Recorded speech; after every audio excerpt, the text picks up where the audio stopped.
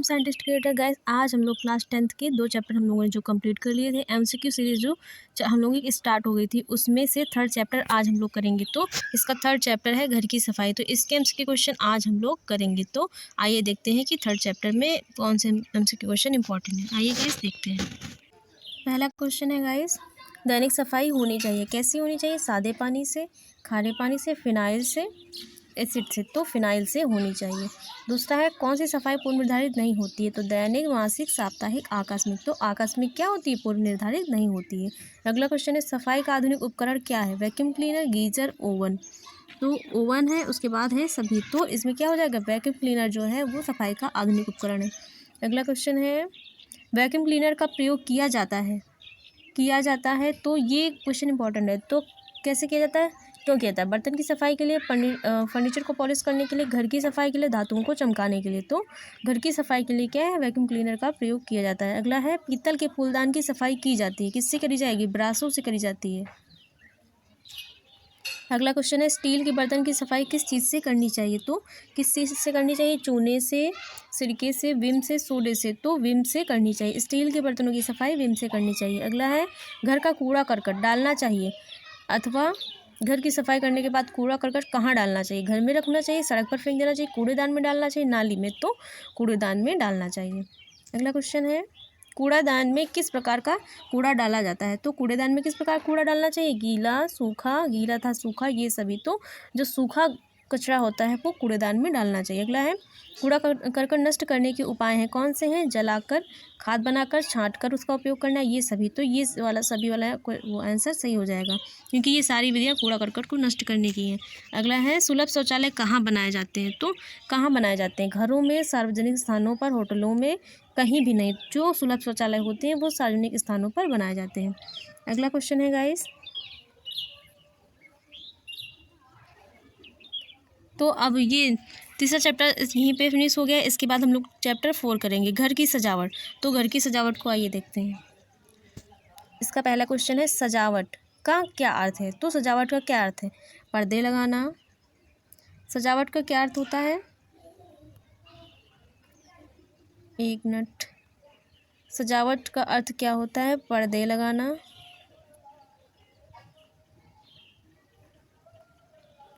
घर की सजावट का अर्थ होता है पर्दे लगाना, चित्रों से घर को सजाना, या फिर फूलों से सजाना, घर सुव्यवस्थित रखना। तो क्या हो जाएगा? घर को सुव्यवस्थित रखना ही घर की सजावट के अंतर्गत आता है। अगला क्वेश्चन है, सजावट के पूर्व किसका होना आवश्यक है? या फिर घर की सजावट के लिए सबसे अधिक आवश्यक क्या है? तो ये दोनों क्वेश्चन है, कोई भी आ सकता है। तो क्या है सबसे अधिक आवश्यक? सफाई, मूल्यवान कालीन, दुर्लभ कलाकृतियाँ, विदेशी फर्नीचर। तो सफाई सबसे ज़्यादा इंपॉर्टेंट है घर की सजावट के लिए।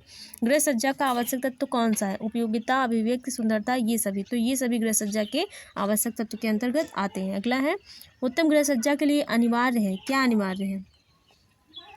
अभिरुचि तथा सौंदर्य बोध, कीमती साधन, अत्यधिक मेहनत, अधिक नौकर। तो क्या है? अभिरुचि और सौंदर्य बोध होना चाहिए। उत्तम गृह सज्जा के लिए अभिरुचि तथा सौंदर्य बोध का होना बहुत आवश्यक है। अगला है, कमरे में चित्र सजाने से कमरे की शोभा बढ़ती है।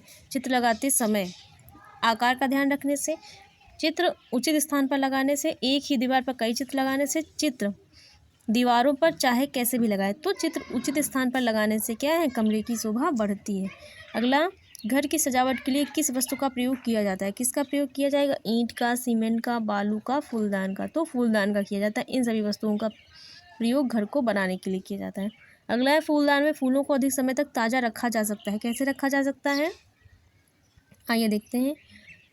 पानी में थोड़ी चीनी डालकर, पानी में थोड़ा नमक डालकर, फूलदान को धूप में रखकर, फूलदान को बंद कमरे में रखकर। तो पानी में थोड़ा सा नमक डाल के क्या कर सकते हैं हम लोग? फूलों को अधिक समय तक ताज़ा रख सकते हैं। अगला क्वेश्चन है, निम्नलिखित में से कौन सी वस्तु घर सजावट की नहीं है? तो कौन सी इसमें से घर की सजावट की वस्तु नहीं है? फूलदान भी होता है, चित्र भी होते हैं, कालीन भी होते हैं, लेकिन जो हथौड़ा होता है वो घर की सजावट में प्रयोग नहीं किया जाता है। अगला क्वेश्चन है गाइस, तो चैप्टर नंबर जो हम लोग कर रहे थे घर की सजावट, वो भी हम लोगों ने फिनिश कर लिया है। तो अगला चैप्टर है जल स्रोत तथा उनके उपयोग। तो आइए गाइस इसके क्वेश्चन देखते हैं कौन कितने हैं और कौन से जो है इम्पोर्टेंट बहुत हैं। तो इसका पहला क्वेश्चन है, पृथ्वी का कितना भाग जलीय है? तो पृथ्वी का कितना भाग जलीय है? 4/3, 4 2 भाग है 4 का, या फिर 3/4 है, या फिर 2/3 है। तो 3/4 भाग क्या होता है? जलीय भाग है पृथ्वी का। पृथ्वी के 3/4 भाग पे जल है। मानव शरीर में कितना प्रतिशत जल होता है? हमारे शरीर में जल का भाग कितना है? 100%, 70 से 75, 80 से 90, 50 से 60। तो 70 से 75% मानव शरीर का शरीर जो है वो जल से बना हुआ है। अगला है, जल क्या है? जल क्या है? मिश्रण है, यौगिक है, तत्व है, ये सभी है। तो जल क्या है? यौगिक है, क्योंकि जल 2 चीज़ों से मिलकर बना है। H2O, जल का रासायनिक सूत्र क्या होता है? H2O। H का मतलब होता है हाइड्रोजन, और 2 का मतलब होता है 2 हाइड्रोजन और 1 ऑक्सीजन से मिलके बना है। तो ये प्लस ऐसे कर दिया जाएगा, तो क्या हो जाता है? H2O। तो 2 भाग हाइड्रोजन, 1 भाग ऑक्सीजन से मिलके बना है, इसलिए जल क्या है? एक यौगिक है। अगला क्वेश्चन है, एक यौगिक के रूप में जल के वैज्ञानिक विश्लेषण का कार्य सर्वप्रथम किस वैज्ञानिक ने किया था? तो वो कैनविस ने किया था। सबसे पहले जल को एक यौगिक के रूप में कैनविस ने बताया था। अगला है, H2O का तात्पर्य क्या है? H2O का तात्पर्य क्या होता है? कि H2O का तात्पर्य होता है पानी से, क्योंकि जल का सूत्र है। अगला है, जल का रासायनिक सूत्र क्या है? इंपॉर्टेंट बहुत ही क्वेश्चन है, इसको ध्यान में रखिएगा। जल का रासायनिक सूत्र क्या होता है? तो H2O होता है। इसमें से ये सही हो जाएगा, H2O होता है। अगला है, मनुष्य को प्रतिदिन जल की आवश्यकता होती है कितनी? तो 5 लीटर, 4 लीटर, 3 लीटर, 2 लीटर। मनुष्य को प्रतिदिन कितनी जल की आवश्यकता होती है? तो 5 लीटर इसमें दिया हुआ है, और पीने के लिए 2 लीटर जल की आवश्यकता होती है। एक दिन में 7 से 8 ग्लास पानी क्या है? पीना चाहिए। अगला क्वेश्चन है, किस प्रकार का कुआं अच्छा माना जाता है? तो किस प्रकार का कुआं अच्छा माना जाता है? गहरा एवं जो पक्का कुआं होता है वो अच्छा माना जाता है। अगला है, पाताल तोड़ कुआं बनाने में प्रयुक्त होता है क्या? कुल्हाड़ी, रेती, डायनामाइट, रेहट। तो इसमें से क्या प्रयोग होता है? डायनामाइट। पाताल तोड़ कुआं बनाने के लिए डायनामाइट का प्रयोग किया जाता है। अगला क्वेश्चन है, शुद्ध जल होता है, शुद्ध जल कैसा होता है? पारदर्शी होता है, अपारदर्शी होता है, अर्धपारदर्शी होता है। तो जो शुद्ध जल होता है वो पारदर्शी होता है। अगला क्वेश्चन है गाइस, आइए अगला क्वेश्चन देखते हैं। तो इसमें 10 क्वेश्चन हम लोगों ने किए हैं। अगला है, वर्षा का जल होता है, वर्षा का जल कैसा होता है? तो वर्षा का जल कैसा होता है? शुद्ध होता है, अशुद्ध होता है, लवण युक्त होता है, कैसा होता है? तो वर्षा का जल हमेशा शुद्ध होता है। जब बारिश बादलों से निकलती है, जल बादलों से निकलता है, तब वो शुद्ध होता है। लेकिन धरती तक आते आते क्या हो जाता है? वो इतने सारे प्रदूषण से होकर गुजरता है, तो धरती पर आते आते वो बहुत अशुद्ध हो जाता है। लेकिन वर्षा का जो जल होता है, जो ऊपर वर्षा बादलों से नीचे आता है, तो वर्षा की जो बादलों की बूंद होती है, वो वाला जल क्या होता है? बहुत ही शुद्ध माना जाता है। अगला है, कुओं का जल शुद्ध करने के लिए किसका प्रयोग किया जाता है? इंपॉर्टेंट क्वेश्चन है। तो कुओं का जल प्रयोग शुद्ध करने के लिए पोटेशियम परमैंगनेट का प्रयोग किया जाता है। इसका एक और नाम होता है, इसको लाल दवा भी कहा जाता है।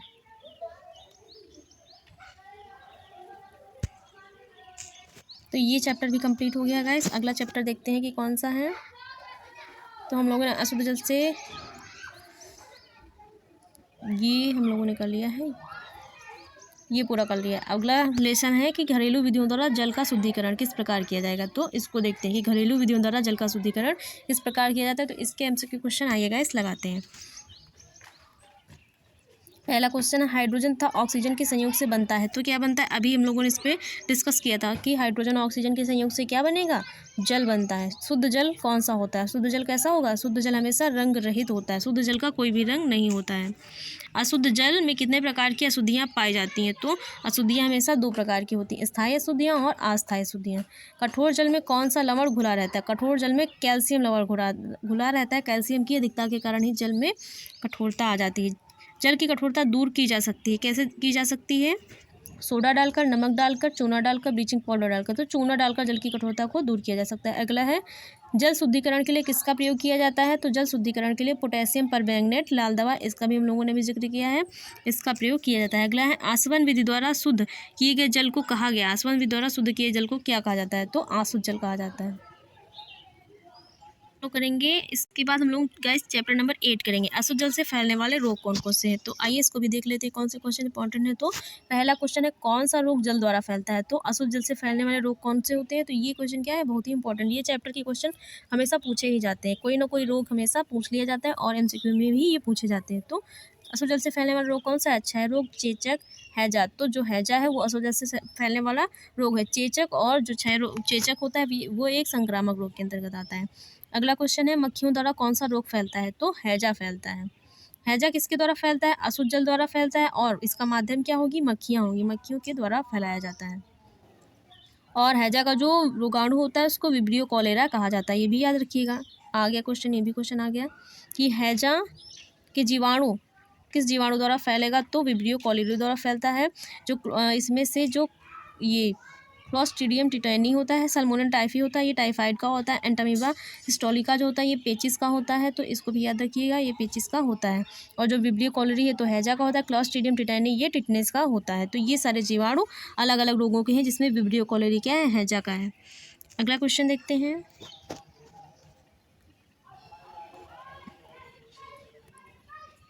अगला क्वेश्चन है, निम्न में से कौन सा अशुद्ध जल व भोजन से होता है? कौन सा रोग होगा? अशुद्ध जल व भोजन से कौन सा रोग होता है? तो हैजा होता है। हैजा रोग का लक्षण है, किसके लक्षण है? पेट में मरोड़ व मन, रक्तदाब में कमी, तो ये सभी क्या होते हैं? हैजा रोग के लक्षण के अंतर्गत आते हैं। इस रोग में बार बार मल त्याग करता है। तो किस रोग में जो रोगी है वो बार बार मल त्याग करेगा? तो अतिसार में।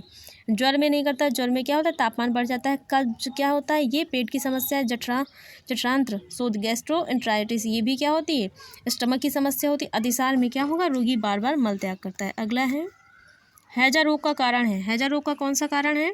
तो हैजा रोग का कारण होता है दूषित जल व भोजन, क्या होता है? हैजा रोग का कारण होता है। अगला है, अतिसार के रोगी को कैसा भोजन देना चाहिए? तो कैसा देना चाहिए? तरल भोजन, तला भोजन, तरल भोजन, गरिष्ठ भोजन। तो तरल भोजन हमेशा देना चाहिए अतिसार के रोगी को, क्योंकि अतिसार के रोगी के शरीर में क्या होती? पानी की कमी हो जाती है और उसके शरीर में पाचन की जो प्रक्रिया होती है वो बहुत ही धीमी हो जाती है। तो उसको हमेशा तरल भोजन और तरल भोज्य पदार्थ खाने के लिए देने चाहिए। अगला क्वेश्चन है, अतिसार रोग में शरीर में कमी हो जाती है, किसकी कमी हो जाती है? तो अतिसार रोग में जल की कमी हो जाती है हमेशा। अगला क्वेश्चन, तो गाइस हम लोगों ने चैप्टर नंबर 8 तक कंप्लीट कर लिया है। इसके बाद हम लोग अगले जितने भी चैप्टर बच रहे हैं उनको नेक्स्ट क्लास में करेंगे। तो अब गाइस आप लोगों को क्लास कैसी लगी? अगर क्लास अच्छी लगी हो तो वीडियो को लाइक, शेयर और चैनल को सब्सक्राइब करना मत भूलिएगा। और क्लास आप लोगों को समय पे क्लास का नोटिफिकेशन मिल जाए, इसके लिए बेल आइकन को प्रेस जरूर करिएगा। तो गाइस मिलते हैं नेक्स्ट वीडियो में। Thanks for watching guys.